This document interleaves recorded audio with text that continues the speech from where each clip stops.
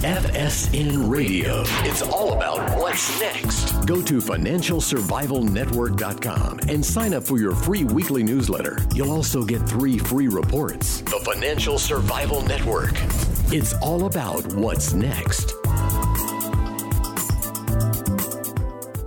Welcome. You are listening to the Financial Survival Network. I'm Kerry Lutz at 7319. Well, oil is back down. Gold was up. Then it was down. Now it's back up $1.50 an ounce. Bitcoin, well, you make your own determinations about Bitcoin. Just don't forget about our contest. If you can guess the price of Bitcoin, what it'll be, midnight, July 20th, you will win 40 U.S. pre-1965 silver quarters. And if you're one of 5 runner-ups, you will get 1 pre-1965 quarter. And hey, if we break 1,000 entries, that goes up to 100 for the grand winner and 10 for each runner-up. Email us, kl@kerrylutz.com. Remember, your entry must be received by 11:59 p.m. on July 14th. Well, oil seems to be really volatile lately. What is going on with it? Got our good friend Dee Carter, also author of best-selling book, It's Now or Never. Dee, welcome back to the show. Thank you, Kerry. I appreciate it. I enjoy being with you and look forward to being with you again. Yeah. So what's the deal here? Like, what's going on with oil? Our couple of days ago, the U.S. officially became the largest producer of oil in the world. Has that got something to do with what's happening? Yeah, I think it has a lot to do with it, Kerry. It's kind of like the old Bobby V song. It's like a rubber ball that comes bouncing back to you, and that's the way the oil industry is. It comes back and forth based on the supply and demand. We had kind of a strange reaction to the OPEC meeting last week, or just recently, and in fact, it's the first time that I've seen a reaction like this in the years that I've been involved with the industry. And that, of course, living in West Texas, we have clients that are involved both from the production side, from the ownership of the oil companies and the drilling companies, all the way down to the guys that actually work on the drilling rigs. So we have kind of input from almost every side. But futures dropped a little bit, nearly 5% on the New York Stock Exchange, which is one of the steepest declines they've had since back in May, and the biggest drop after an OPEC gathering since November of 2014. So kind of a strange reaction. But OPEC actually just said, we're just not going to increase. We're going to continue our production at 10 million barrels of oil a day. The problem with that is the consumption of the petroleum products around the world, especially those that are used for gasoline and oil and diesel and that sort of thing, are down because of the global economies. You and I mentioned just before we went on the air that the United States is the only economy in the globe right now that is actually doing well. China is having struggles. We all know about the Iranian and the Venezuelan situation where their oil production is down because of what's going on in those countries and what the government here in the United States has done with the Iranian situation. So it's not too surprising that the price would go down, but it has bounced back just since yesterday. The production of the oil is back up to, and the West Texas crude is back up to around 57 this morning. Brent crude, which is off of North Shoals in the North Seas, right off of Scotland, between Scotland and Denmark, is back up to $63 a barrel. So we're going to see a bounce back, I think, today. We still have a glut, though. We still have more oil out there in storage tanks than is being consumed, and I think that is because of the global economy. People just aren't consuming the products like they were. People aren't traveling like they were. People are staying home more. They're not burning as much gasoline. And in the summertime, we're not selling a lot of heating oil, obviously, around the world. So everything's kind of, it's based on the consumption. It's just that, it is the consummate situation with the kind of economy that we have around the world. Mm-hmm. Interesting. We just had a big report that inventories, there was a major drawdown, 5 million barrels. Mm-hmm. That's pretty big. Mm-hmm. And it seems to have not had much effect on No, it really price. didn't. It really didn't, because in the first place, when the barrels were full, when all the tanks were out there full before the drawdown, mm-hmm. the companies that were drilling and producing the oil literally cut back on their production because there was no place to put it. Right. Now they've got a place to put it, so I think you're going to see the production move back up. And when the production moves up, obviously the prices go up again.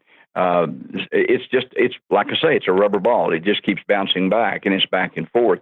And it's interesting to watch. It doesn't really affect our economy here in the United States that much. We had one big factory, one big refinery on the East Coast that looks like it's closing down for good. Permanently. Permanently. And that's a big factor because although they were 335,000 barrels a day, they were not one of the large refineries, but they were supplying oil and gas on the East Coast. So it's not going to affect the country at large, just those people on the East Coast, but they're not going to even see that much of an increase in gasoline, maybe 5 cents a gallon. The other refineries will pick up the pressure and they'll start producing more. So that's not going to be a long haul thing. It'll happen over a short period of time.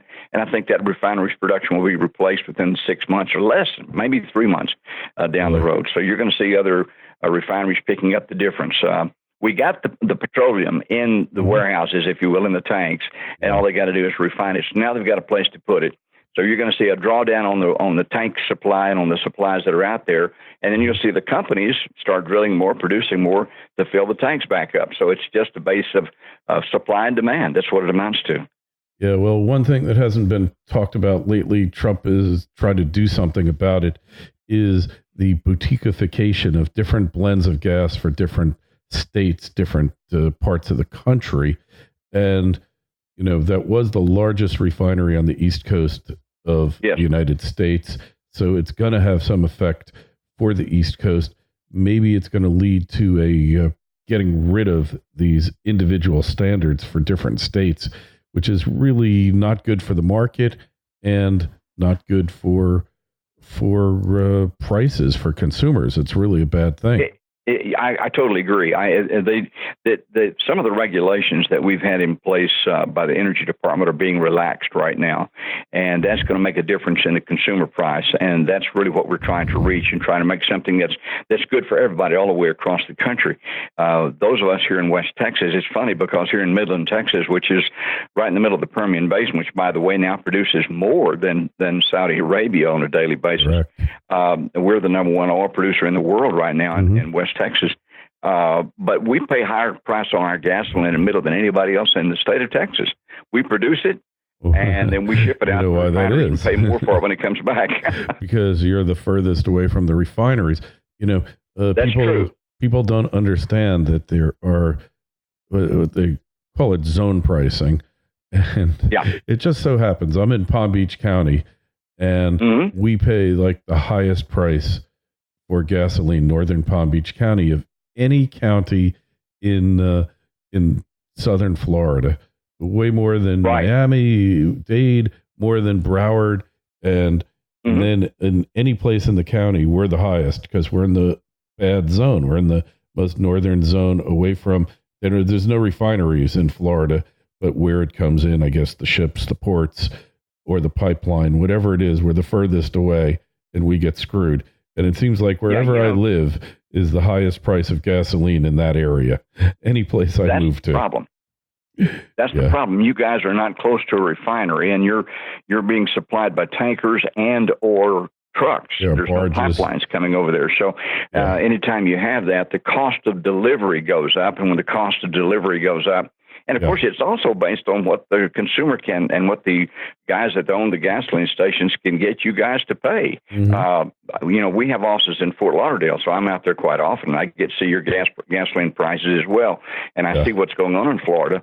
Being very familiar with Florida, having been with the Advisors Academy now for 8 years, I'm surprised, but then again, not. Because I know that you guys have the same problem we have here in Midland. We don't have any pipelines out of Midland even. Believe it or not, we live in the largest producing area, and yet we've got two pipelines going through one refinery in Houston. Right, so they go one way. That's where our prices come in. They don't come back. They just go out because you're a relatively small submarket of the entire state, which is dominated by the urban areas, and you're just producers. You're not the consumers like the rest of the state. You produce way more than you consume. So therefore, of course, you're just not going to get it. Well, one of the things the Trump administration has done is really gone all out to get these pipelines built. Some of them have been more successful than others.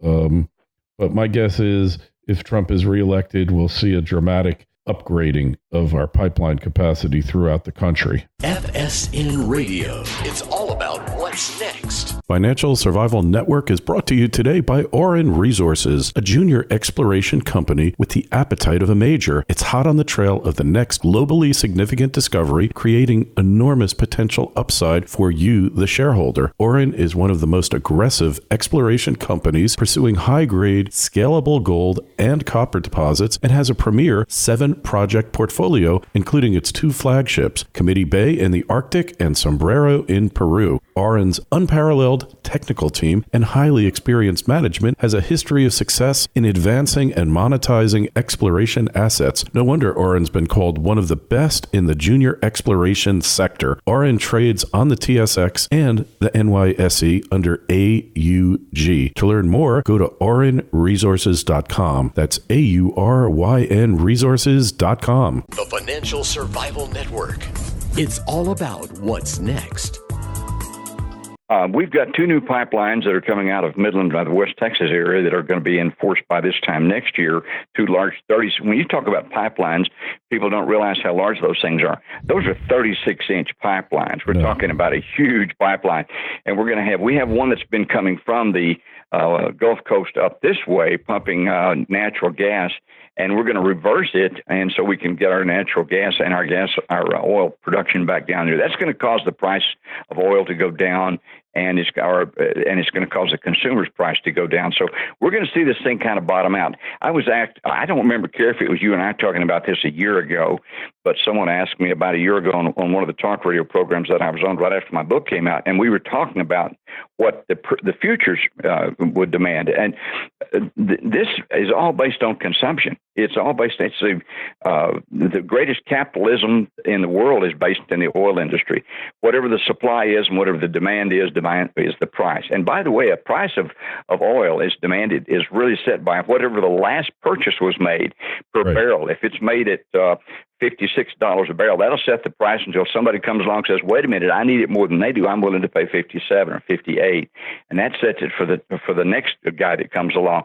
So it's kind of set based on the delivery and how much you're willing to pay. It's a supply and demand issue, pure and simple. Yeah, well, and people think of oil as one market, but it's really 2 markets here. The production crude market and then the distillate market. Absolutely. Yeah. And people forget about the distillate market. Oftentimes the 2 move in different directions altogether, like recently with the closure of the refinery, the Philadelphia refinery, which we should also mention, one of the oldest refineries in the country, goes back to 1880s. And, we'll see if the government lets them close it. They might deem that it really is an essential factory, if you will, and under the law, they have a right to take over that place if the private owners can't keep it running, if they determine it's an essential production facility.